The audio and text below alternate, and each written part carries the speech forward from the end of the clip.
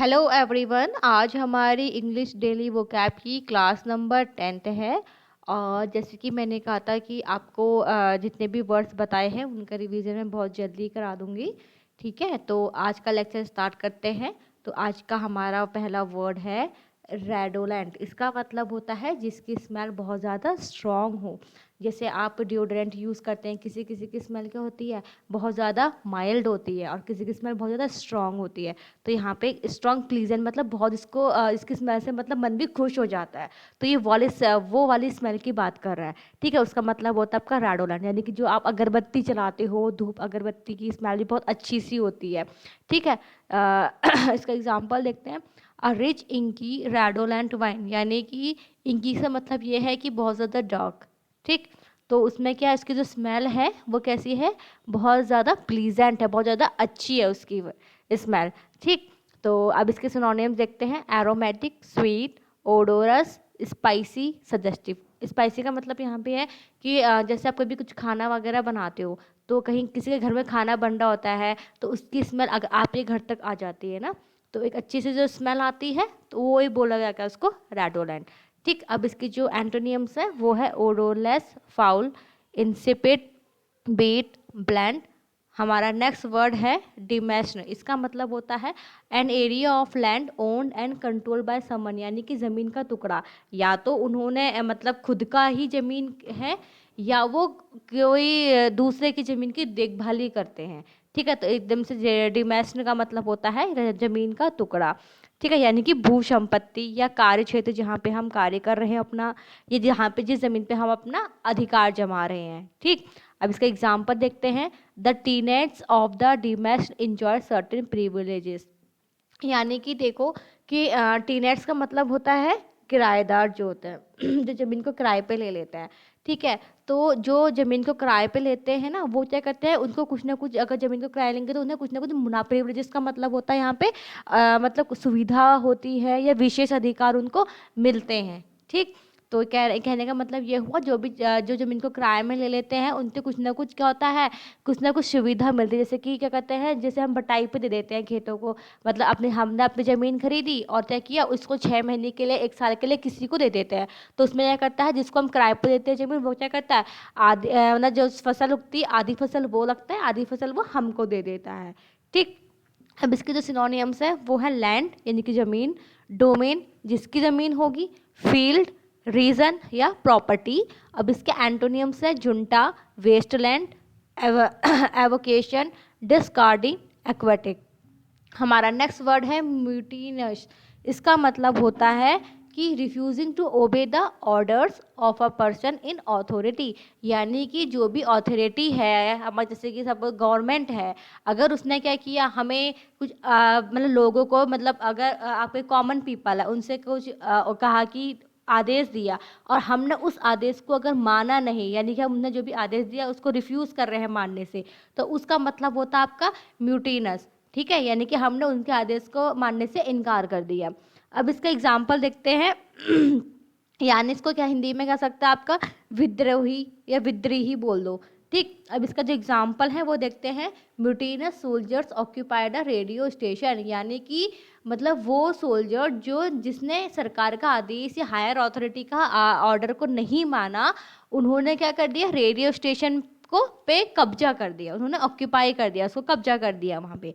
अब इसके जो सिनोनियम्स हैं वो है rebel, insurgent, disobedient, lawless, refractory. अब इसके एंटोनियम्स हैं obedient, docile, believing, faithful, loyal. हमारा नेक्स्ट वर्ड है फुलमिनेशन।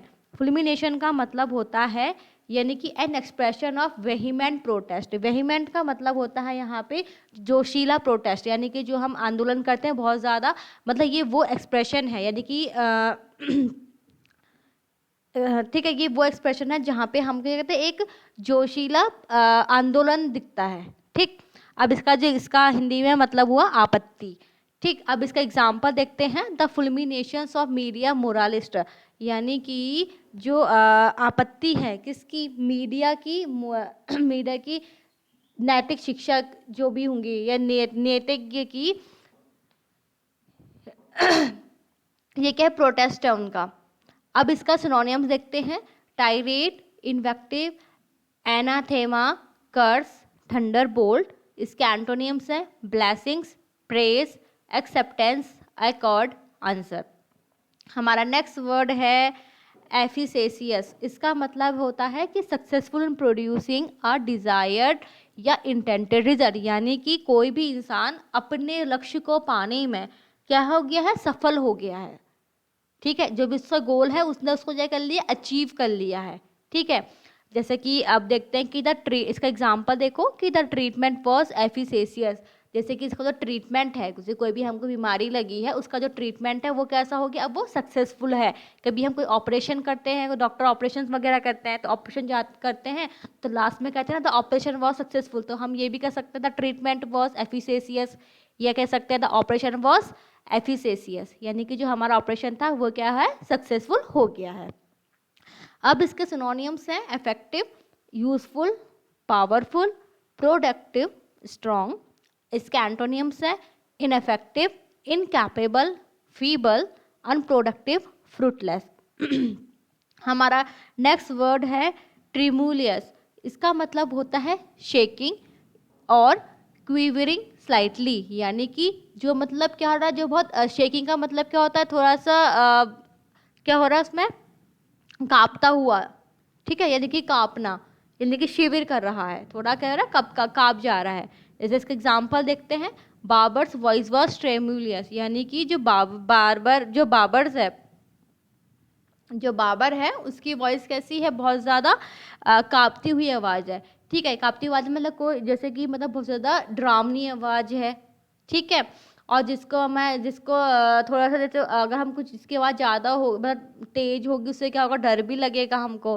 ठीक, अब इसके तो सिनोनिम्स देखते हैं, shaky, trembling, fearful, timid, nervous. इसके एंटोनिम्स हैं ब्रेव, स्टेबल, बोल्ड, काम, एस्योर्ड। हमारा नेक्स्ट वर्ड है डिसग्रंटल्ड। इसका मतलब होता है एंग्री या डिससेटिस्फाइड, यानी कि हम किसी से क्या है, गुस्सा है, या हम किसी से क्या है, खुश नहीं है। ठीक है, सेटिस्फाइड नहीं है। जैसे कि इसका एग्जांपल देखते हैं, जजेस receive letters from disgruntled members of the public, यानी क्या कहा उन्होंने कि पब्लिक से क्या मिला, जजेस को जो लेटर मिला है, वो उसके जो लेटर मिला पब्लिक से, वो उनके डिसीजन से क्या है, वो नाखुश है। यानी कि उनको डिसीजन सुनाया है उनको जजेस ने, वो क्या है, वो उन आदेशों से या उन्होंने जो डिसीजन दिया है उनसे लोग क्या हुए हैं, बहुत ज़्यादा गुस्से में हैं, या उनसे डिससेटिस्फाइड हैं, खुश नहीं हैं।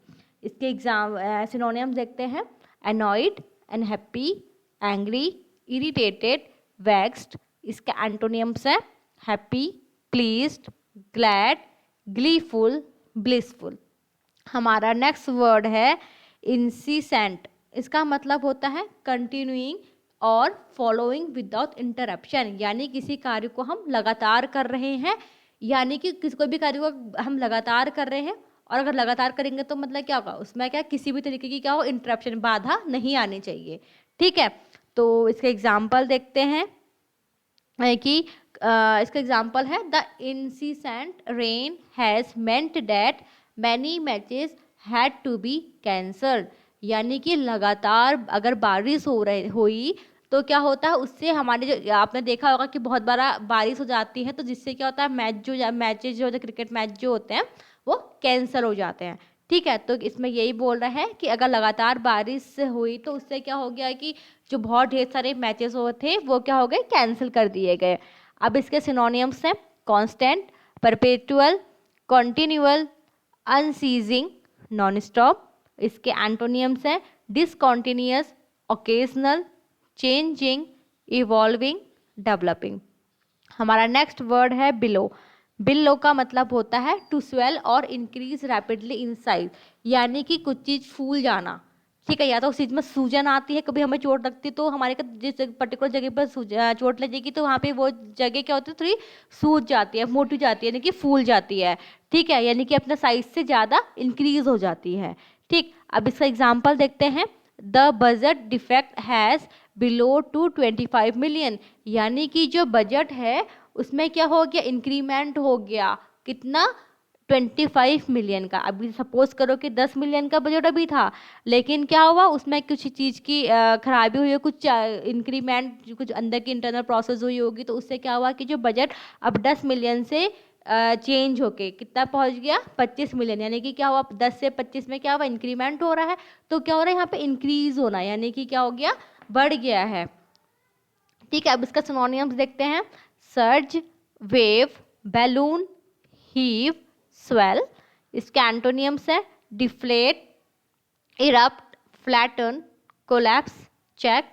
हमारा नेक्स्ट वर्ड है इनिमिकल। इसका मतलब होता है टेंडिंग टू ऑब्स्ट्रैक्ट और हार्म, यानी कि किसी की रुकावट बन जाना या किसी को हार्म पहुंचाना। ठीक है, यानी कि किसी को क्या करना हमने, विरोधी बन जाना किसी का।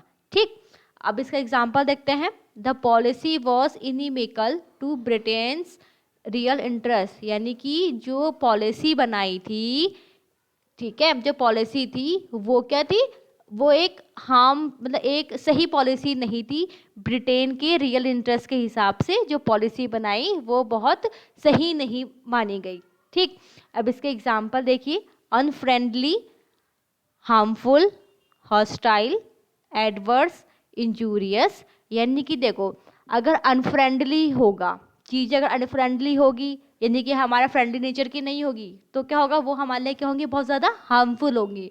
ठीक है, हार्मफुल होंगी तो उसका इफेक्ट कैसा पड़ेगा हमारी ज़िंदगी में, बहुत बुरा है, एडवर्स इफेक्ट पड़ेगा। ठीक है, तो एडवर्स इफेक्ट पड़ेगा यानी कि कंडीशन कैसी होंगी, एडवर्स इफेक्ट पड़ेगा, तो यानी कि मतलब कंडीशन उस टाइम पे हमारी बहुत एडवर्स हो जाएगी, बहुत बुरी कंडीशन हो जाएगी, और जिससे क्या होगा वो हमारे लिए क्या होगी, बहुत ज़्यादा इंजूरियस हो जाएगी, यानी कि वो बहुत घातक हो जाती है।